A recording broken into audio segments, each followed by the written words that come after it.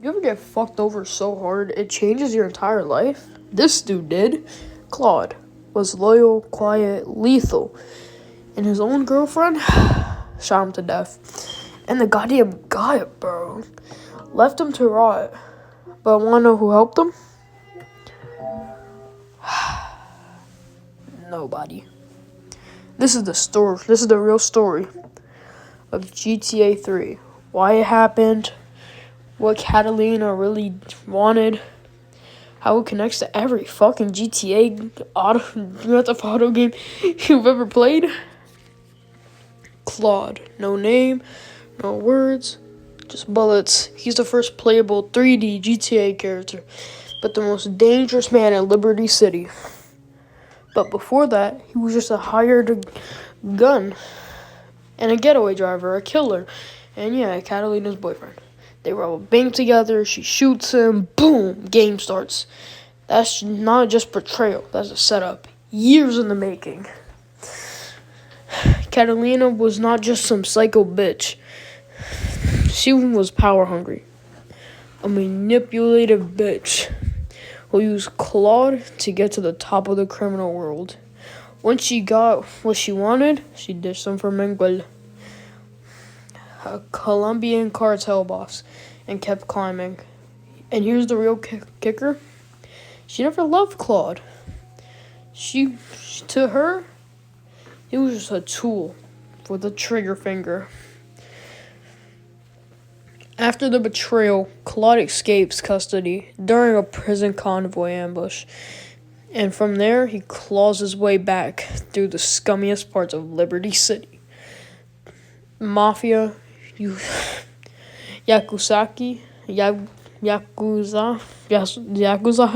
cartels, he ain't give a fuck who you are. If you don't pay, if you get in his way, you're either useful or you're fucking dead. That guy's silent, but he ain't weak. He doesn't waste his words. He lets his actions do his speak. And by the end of the game, he's basically goddamn king of Liberty City's underworld. So here's the big question. Does GTA 3 actually connect to other games? Fuck yes. But it's kind of like complicated, okay? GTA, Vice City, and San Andreas all happen in the same universe. This is called the 3D universe. Get out. Claude shows up in San Andreas during a racing mission. Silent as ever, Catalina, she's there too. But by then, she's already moved on from Claude and is screwing over ZJ. Manuel, Salvador, Leon, Kenji, Gashina. All these names tie into the GTA underworld. The names span decades. But when Rockstar moved to GTA 4 and 5, that's what became the HD universe. So technically, GTA 3 is in the same timeline as Michael, Trevor, or even Jason and Lucia in GTA 6. But the references, the style, the fucking legacy, it all starts with Claude. Claude doesn't forget, and when time comes, he finds Catalina. Now she run into the cartel in Liberty City. She kidnaps Maria, his only ally, and tries to flee in a goddamn helicopter. But Claude, nah, he ain't letting that shit happen. He blows that shit up out that sky. My bro pulls out a rocket launcher, boom, boom, boom, boom, boom. Get out. Now words. No words. Just action. She dies screaming. Claude didn't want the throne. He didn't care about power. He just wanted payback. And he got it. No speeches, no closure, just revenge and silence. And the best part, Catalina's story doesn't even end there. Like, how the fuck did she survive that? Anyways, she starts again in San Andreas. Want to know how she got caught up in CJ's mess? Stick around, because GTA Past is fucking insane. But anyways, remember, God loves you. Like and subscribe. Have a great You don't just walk into Vice City and become the boss, unless you're Tommy fucking Vercetti. Because he left his neon rise to power. It's a setup, betrayal, and criminal empire dripping with blood. Tommy Vercetti was a killer, a made man. And until one job changed everything. Sonny Fortelli, Liberty City mob boss, sent after a clean job, turned into an ambush. 11 men died. Tommy went to prison. 15 years later, when he got out, Sonny gave him a second chance. But that chance wasn't a gift. It was a setup. Vice City gain, cash, tells, and corruption. Sonny sends Tommy there to oversee a deal. But the second he lands, the deal goes sideways. Ambushed, his contacts dead, the money gone, the stolen. Tommy fucked. But instead of running back to Liberty City, he stays. Tommy goes for full Scarface mode. If you don't know who that is, search it up, bitch.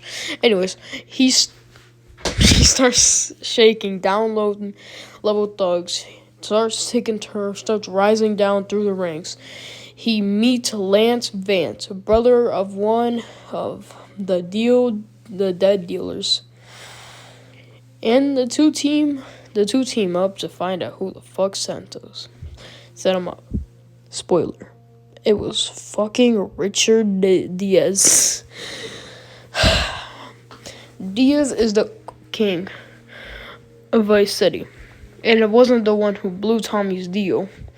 But Tommy doesn't take it lightly. He fakes loyalty, works for Diaz, gains his trust, then murders him in cold blood. Tommy owns the empire. Mansions, power, everything. But the snakes never stop. Lance gets cocky, starts mouthing off, and Sonny, he finally shows up in Vice City demanding his cut. Tommy, he gives him lead instead of cash. Sonny dies in the same house too. He tried to rob Lance too. And Tommy, he wins all of it. Vice City is a part of the 3D universe, same as GTA 3 and San Andreas. Tommy works for the Fortelli family, I guess. I'm just gonna say that, which connects to Claude's world in GTA 3. Ken Roseberg's Tommy's lawyer shows up late again in San Andreas, tied to the mob war with the Leon family. It's all connected, but just in different cities, different empires, and different betrayals. Tommy Vercetti wasn't supposed to survive. Sonny wanted him dead. Diaz underestimated him. Even his own partner turned on him, but Tommy took it all. No fucks given. And at the end, became king of Vice City.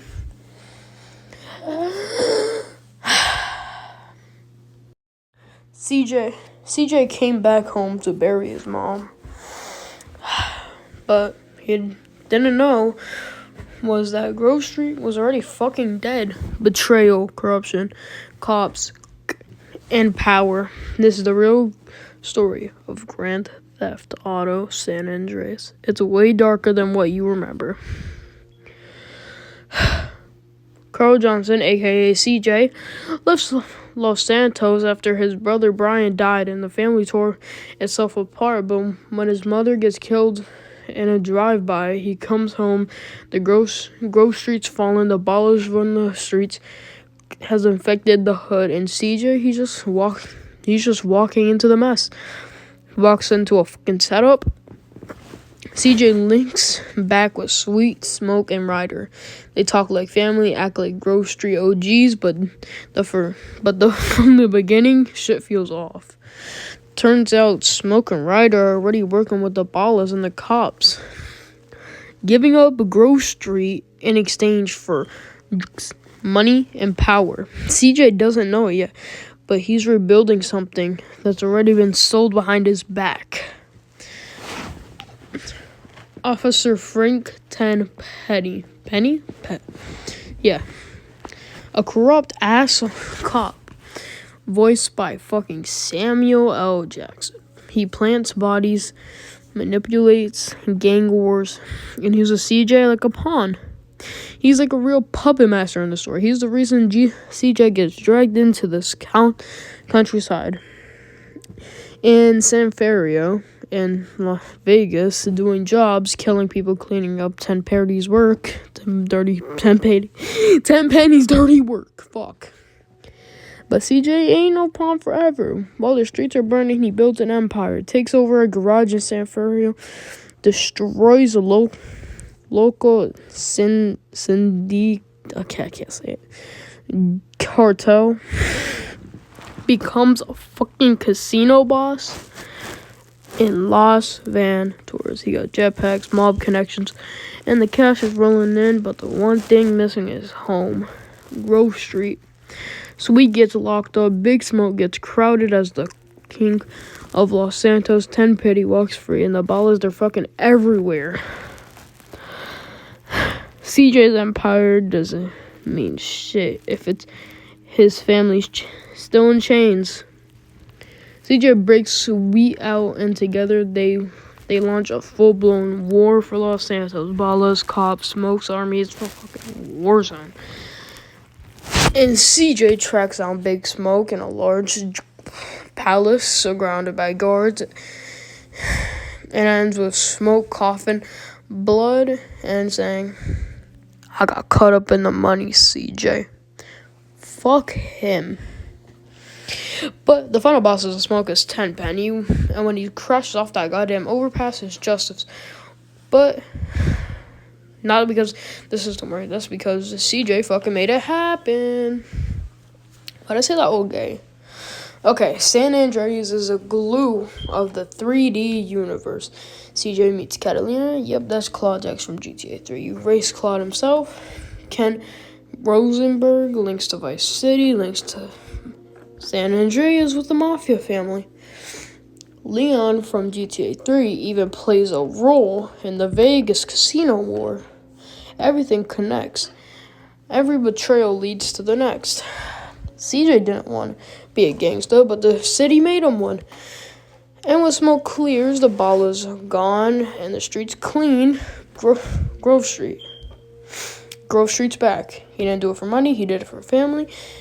And in that fucked up world of Grand Theft Auto, that makes him one of the realest to do it. And remember, God loves you. Like and subscribe.